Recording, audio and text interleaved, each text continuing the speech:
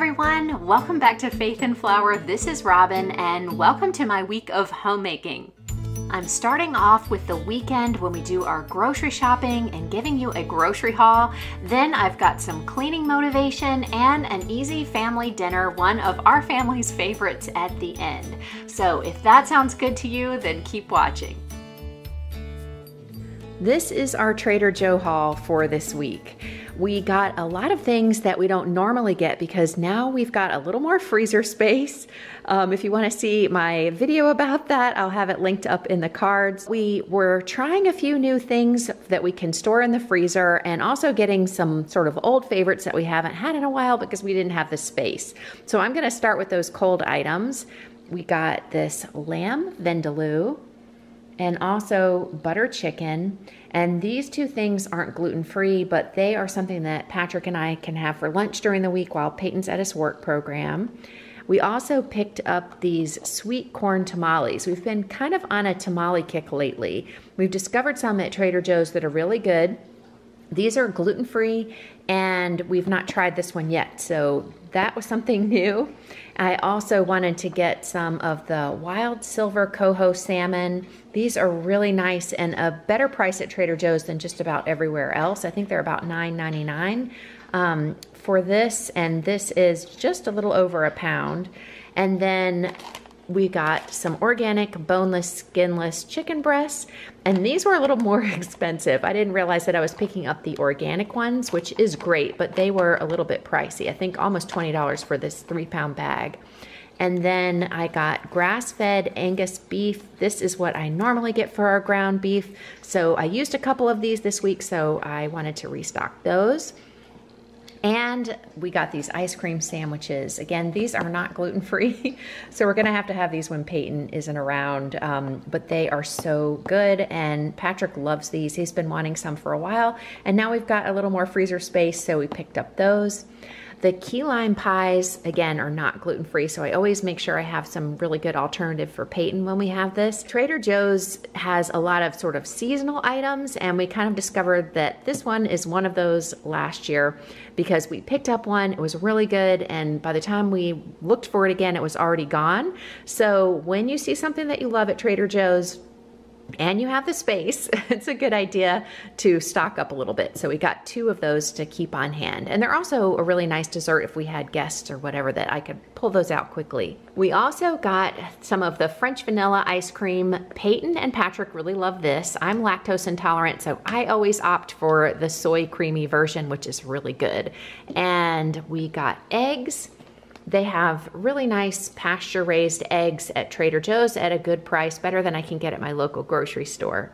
Another meat that we got was this Chianti red wine artisan salami, and we like to have this with cheese and bread, and that is often something that we'll do on Sunday for lunch. So that we're probably gonna have for lunch today. And for produce, I got some organic cremini mushrooms, organic bananas, one of their hothouse or English cucumbers, or seedless cucumber, whatever you call it, a cabbage that I can make some coleslaw with this week. We got another bag of grapefruit. We've been getting these lately and they have been so good. So we love having grapefruit with our breakfast in the morning. So now we're stocked up again for the week. And Peyton loves to have orange juice occasionally, so Patrick picked up this one. It's orange peach mango, so I think Peyton's gonna be happy to have that for a change in place of regular orange juice. And I also love Trader Joe's for the gluten-free items that we can find there. These are gluten-free tortillas made with quinoa flour. We have had these before and Peyton really loves those, so it's really nice for him to be able to have a wrap on something other than a corn tortilla, which doesn't always hold up really well. And we tried these, or Peyton did, about a month or so ago, and he said they were amazing. I've been looking for them ever since, and I finally found some this time, so I'm gonna keep these in the freezer for him, and you know, for a weekend breakfast or something like that, he'll enjoy one of those. Also, his favorite cereal is this pecan praline granola. It's gluten-free, And I do make homemade granola, but he likes this one for a change, and it's obviously very convenient, so it's nice to have that. And he also likes these almond butter cocoa bars, which are gluten-free. So these are great for a to-go snack or to put in his lunchbox or whatever. And then their salsas are so amazing. So we stocked up on our 3 favorites. We like the salsa authentica. This is like the best sort of traditional salsa we've found. It's so good. And then the corn and chili salsa is great. It doesn't have tomato in it, so it's really different, but we love that one too. And then one of my favorites is this spicy smoky peach salsa, and they have that pretty much all year round, and we haven't had it for a while, so I thought it'd be fun to get it again. And then just some sort of staple items that I like to keep on hand are the organic olive oil spray and also their coconut oil. And again, I find that these 2 things are a much better price at Trader Joe's than at my regular grocery store. For breads this week, I picked up this cinnamon swirl bread. So Patrick and I can have this when Peyton has his muffins. This is really good toasted with a little bit of butter. A real treat. It's almost like a dessert. And then we got one of their artisan style French breads, and we usually get their ciabatta rolls, but this time we decided to go for a baguette. They're great. You just warm them in the oven for a few minutes and it tastes like fresh out of the oven bread. I also saw these, and I love biscotti, and this just sounded like something fun, and we haven't tried it before. It's mini Meyer lemon flavored biscotti, so those will be really nice to have as a treat this week. So we got some nuts. Trader Joe's is my favorite place to get nuts. They're very reasonable there. Nuts are pricey anywhere, but much better I find at Trader Joe's. So I got some pistachios. These are out of the shell, and the reason why I like these is because they're great on ice cream. So that's what we mostly use these for. And then we got lots of other snacks. I think we were a little hungry when we went. I wanted these popcorn in a pickle. These are so good. It sounds really strange, but it's just, they're these flavored popcorn that I love, and they're really fun for movie night or whatever. Peyton is totally in love with any kind of plantain chips, so we almost always get these, and he tried these last time and asked if we could get more. These are the sweet plantain chips, and I actually haven't tried them, so I don't know how good they are, but he loved them. This we got last time, and we got again because they were really good. It's their sweet potato tortilla chips. They're made with white corn and sweet potatoes. I believe they're also gluten-free, and they were really delicious, a little bit different, but not too sweet or anything like that. We really enjoyed them just plain. And Peyton absolutely loves barbecue potato chips. So I saw these there today, and looks like the ingredients are all fine. They're gluten-free, which most potato chips should be, but they also don't contain soy. So it was nice to be able to find some that he can have. And then we got some of their organic white tortilla chips because of course we had to have chips to go along with the salsa. And I picked up a box of this cracker assortment. This is really nice to have on hand if we're gonna have guests or whatever. And also we really like to have crackers with cream cheese and pepper jelly or something like that. And these types of crackers are great for that. And we did not walk out without forgetting Austin. We found these smoked chicken tenders. There's another dog treat that we used to get at Trader Joe's all the time that he really loves that we didn't find this go round. So this is something new, and I'm sure he's gonna love that. So that is our Trader Joe haul for the week. Time for me to go get everything put away.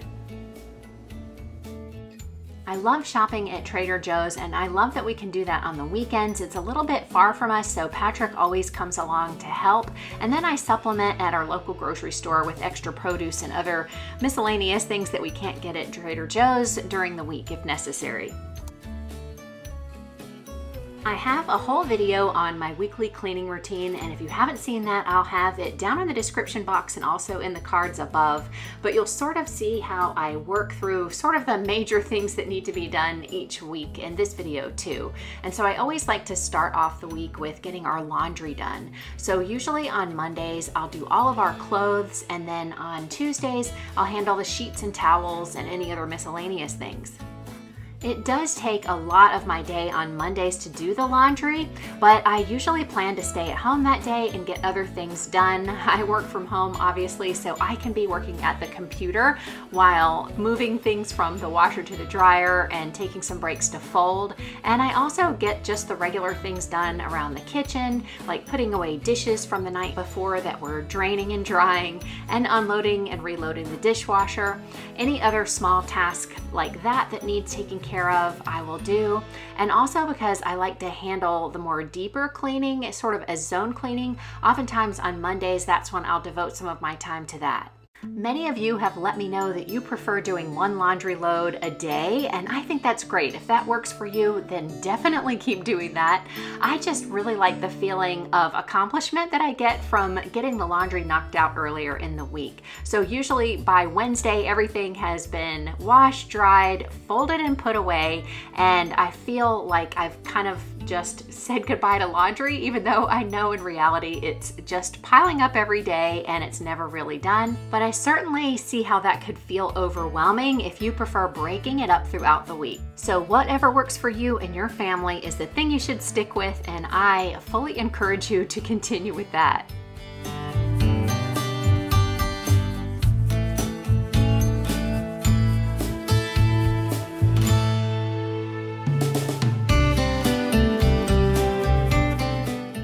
Usually on Wednesdays is the day that I clean our bathrooms.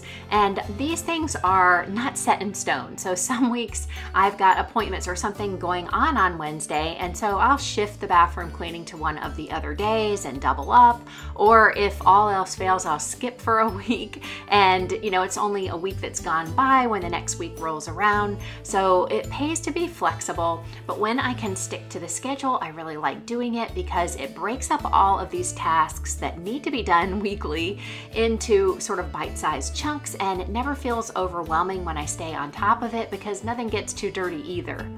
One way that I think really saves me time and streamlines my bathroom cleaning is using high quality microfiber cloths. And I love the ones from eCloth. You guys know that if you've been with me for any length of time. They are one of the more economical brands, and they really get the job done. They remove and capture 99% of dirt and bacteria, so they're great for using in the bathroom, but I use them all over the house. And I really like in the bathroom following on the fixtures and the mirrors with one of their window and polishing cloths to give everything a nice streak-free shine, and it eliminates so many products that I used to use in the bathroom. I still switch things up occasionally just to kind of keep things fresh, and if I want to use a product that has a nice smell or something like that. But when I just want to get the job done and I want it to be effective, these are my go-to tools. I always have my eCloth link down in the description box, so if you are interested, definitely check them out.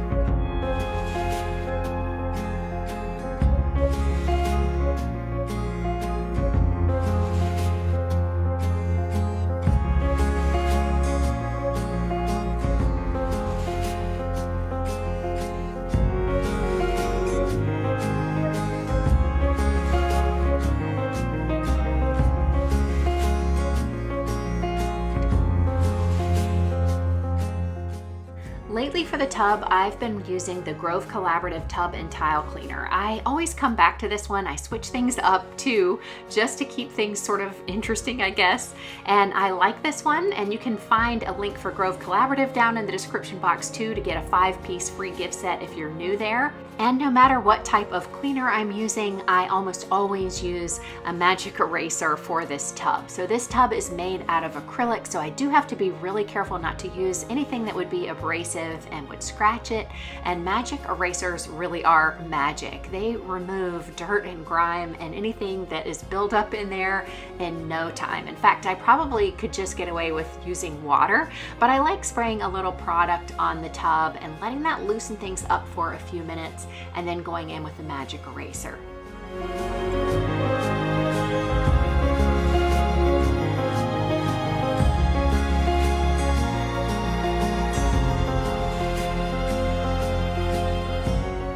Of course, I also cleaned the toilet, but I'll spare you the details today.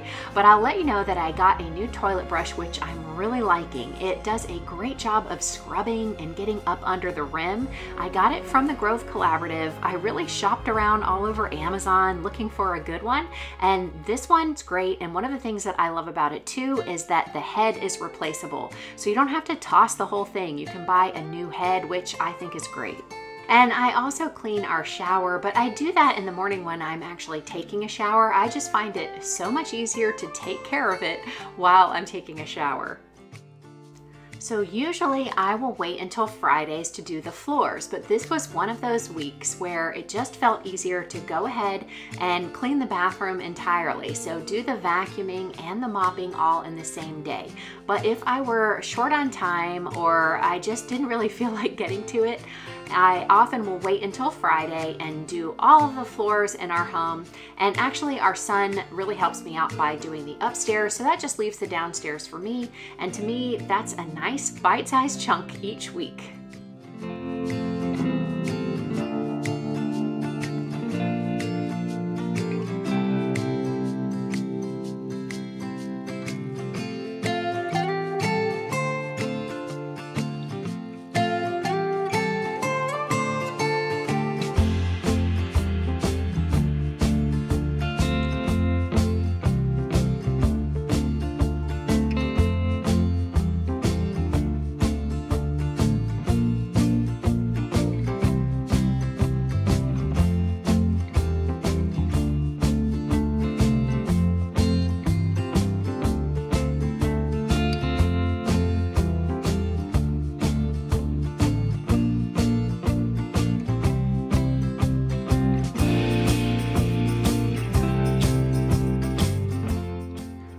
Some time after finishing the bathroom, so I thought I would go ahead and get started on our bedroom. And I actually dusted everything first, but I didn't film it, and I grabbed the vacuum because I already had it out and cleaned the floors. And I can see here as I'm editing that I missed some areas underneath our dresser. So maybe it would be a good idea to film when you clean to see what you miss. Anyway, I'll have to go back and do a little bit better job in that area. I guess my vacuum doesn't access that as well as I thought it did. So on weeks when I sort of stick to my schedule, Thursday would be the day that I do all of the dusting, and then Friday I vacuum and mop. And I only have to do the downstairs because I get a lot of help from my family. My son will take care of the whole upstairs and I do the downstairs, and that is a very easy thing for me to accomplish in one day. But the point of my weekly cleaning routine isn't necessarily sticking to the days. It's just making sure that all of the tasks get done. So if I'm flexible, I can switch it up any way that works for me depending on what the week brings.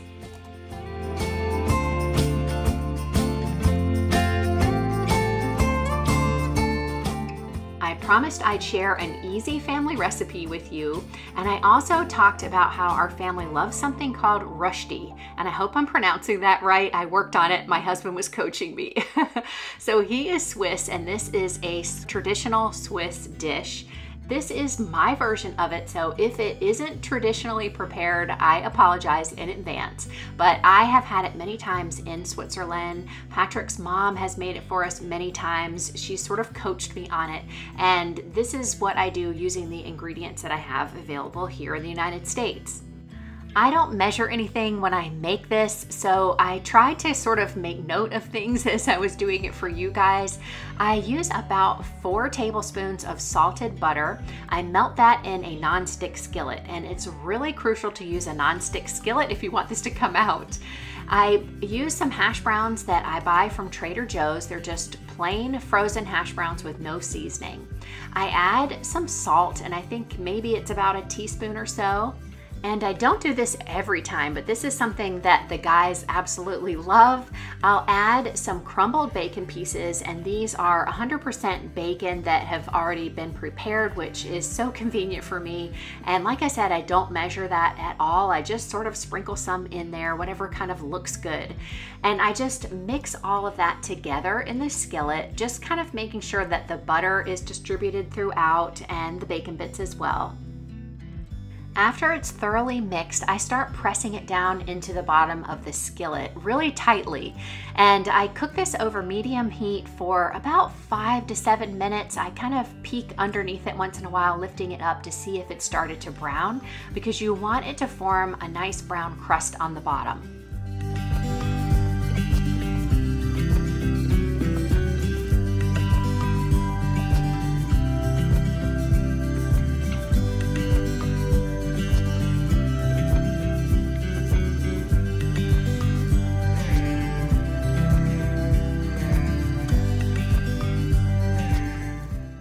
Once that nice golden crispy crust has formed on the bottom, I take it off the heat and gently slide my spatula underneath to loosen it up and slide it out onto a plate. My mother-in-law actually has a special rusty pan which helps her flip it beautifully.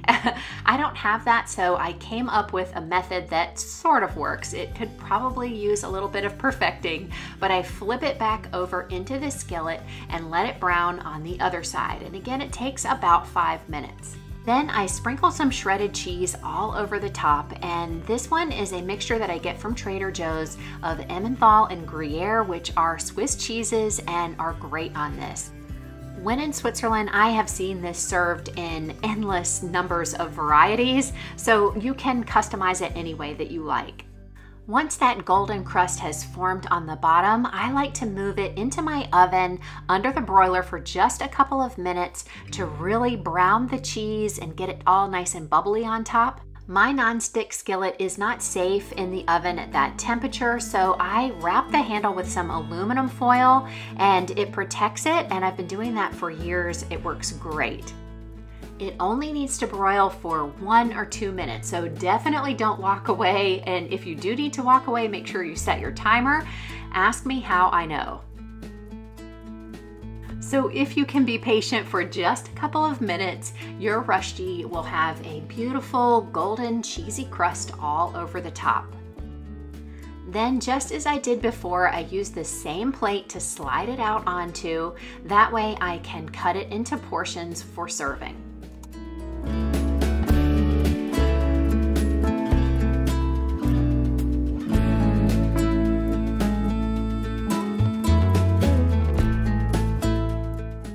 Rusty is really hot when it comes out of the oven, so I usually leave it on the countertop while I fry an egg for each person to cool a bit.